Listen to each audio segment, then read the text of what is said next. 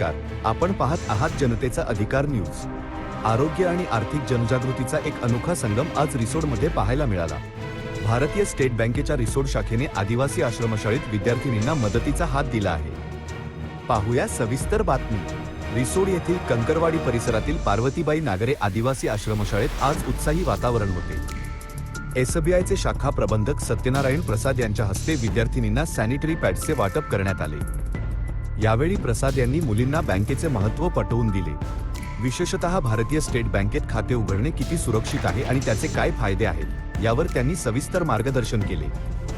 याप्रसंगी अनंत शिक्षण संस्थेचे अध्यक्ष देविदासराव नागरे आणि प्राचार्य राधाकिसन झुंजारे यांची प्रमुख उपस्थिती होती। या उपक्रमाचे शाळेच्या वतीने कौतुक करण्यात आले। यावेळी शाळेचे शिक्षक एम ए मुंडडे, अनिल थोरात, दत्ता मोरे, सुधाकर कोळे, भाऊसाहेब जाधव, प्रदीप सदार, पवन खडसे, युवराज धुंगडे यांच्यासह केली सावरकर आणि व्ही के ठोसर या शिक्षिका व सर्व कर्मचारी उपस्थित होते।